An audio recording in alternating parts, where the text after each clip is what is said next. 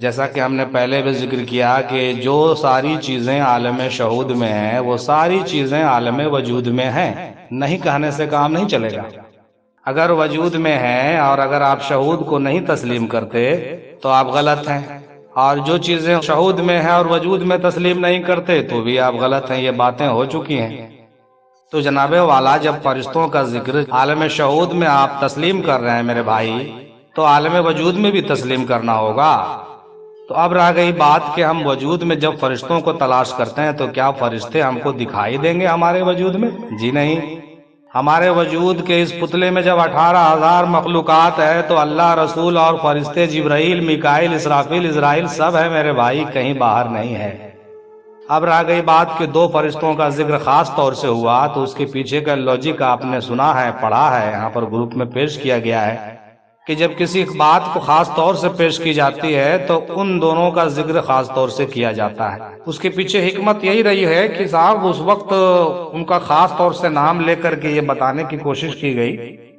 پھر اس طریقے سے اگر آپ دیکھ لیں کہ بھائی جس کی جو حقیقتیں ہیں اس حقیقت کو مد نظر رکھتے ہوئے اس کا وضاحت کرنا پڑ جاتا ہے اور اس کا نام لینا پڑ جاتا ہے۔ جیسا کہ احمد سبحانی بھائی نے کہا کہ بھائی جس طرح سے جو ہے آسمان میں جو خصوصی طور سے دو فرشتے ہیں، اسی طرح سے خصوصی طور سے جو ہے وزیر رسول پاک صلی اللہ علیہ وسلم کے حضرت ابوبکر، حضرت عمر ہے۔ تو بھائی اس میں اعتراض کہاں ہے؟ بھائی کوئی اعتراض کا کوئی جگہ نہیں ہے میرے بھائی۔ اللہ تبارک تعالیٰ نے اس آیت میں ان دونوں کا نام لینا ضروری سمجھا، اس کے پیچھے یہی سب حکمتیں تھیں میرے بھائی۔ ظاہری طور سے بھی کچھ ایسے معاملات سامنے آ گئے تھے کہ ان کا نام لینا مجبوری تھا، اور باطنی طور سے بھی وہ ریلیٹ کر رہا تھا اس موضوع سے کہ بھائی اللہ کا دشمن، رسول کا دشمن اور ان فرشتوں کا دشمن۔ تو ظاہر سی بات ہے کہ اگر دو فرشتوں کا نام نہیں لیا گیا تو وہاں پر اس کی ضرورت سمجھی نہیں گئی، اور یقیناً یہ دو فرشتے بہت بڑے پائے کے ہیں اور بہت معاملات ان کے بہت بلند تر ہیں۔ اور آخر میں یہ کہنا چاہوں گا جناب اویسی بھائی اور دیگر ہماری تمام فضلہ اکرام جو ہیں، علماء اکرام، صوفیہ اکرام، پیر اعظام محترم، ادباً مؤدباً میں یہ کہنا چاہوں گا کہ بھائی آپ جو ہم یہاں دیکھ رہے ہیں، ٹھیک ہے نا، ہمارے وجود میں جو چار عناصر ہیں، تو میں بالکل کھول کے تو نہیں کہنا چاہوں گا کہ یہ چار عناصر جو ہیں یہ چار فرشتوں سے ضرور تعلق رکھتے ہیں میرے بھائی، ٹھیک ہے نا۔ آگ، پانی، مٹی، ہوا کا جو ذکر بزرگان دین نے اپنی کتابوں میں کیا، حالانکہ ساری باتیں تو گروپ میں کہی نہیں جا سکتی اور بہت سی باتیں ایسی ہیں اویسی بھائی جس کو پردے میں رکھا جاتا ہے، اس کو کھول کر کے نہیں بیان کیا جا سکتا، یہ آپ بھی سمجھتے ہیں۔ تو اشارتاً میں یہ بتا رہا ہوں کہ تمام چیزیں جو ہے ہمارے وجود میں ہیں، اور یہ چار عناصر بھی ہمارے وجود میں جو ہیں اس کا تعلق کہیں جا کر کے چار فرشتے سے ہے اور کہیں جا کر کے چار یار سے بھی ہے میرے بھائی۔ میں معذرت چاہتا ہوں، میں نے چار یار کا بھی نام لے لیا ہے،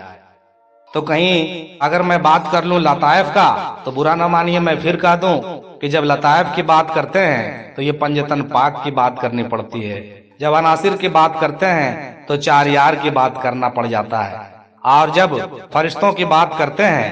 تو ہم اپنے اندر وجود کے اندر ہی ساری چیزیں موجود ہے، اور اگر عقل و نظر اور شعور پیدا ہو جائے تو ہم تمام چیزوں کو اپنے اندر جھانک سکتے ہیں، دیکھ سکتے ہیں۔ اس لیے علامہ اقبال نے کہا تھا کہ یہیں جبرائیل بھی ہے، حور بھی ہے، جنت بھی ہے، تیرے نگاہ میں ابھی شوقی نظارہ نہیں۔ تو اس وجود کے اندر تمام چیزیں موجود ہیں اور یقیناً موجود ہیں، صرف سمجھنے اور سمجھانے کی ضرورت ہے۔ کچھ باتیں تو زبان پر ہم لوگ لے لیتے ہیں، کہہ لیتے ہیں، اور کچھ باتیں ایسی ہیں جس کو کہنا جائز بھی نہیں ہے اور اس کو پردے میں رکھنا بھی ہے۔ وآخر دعوانا الحمدللہ رب العالمین برحمتک یا ارحم الراحمین، بحق لا الہ الا اللہ محمد الرسول اللہ صلی اللہ علیہ وسلم۔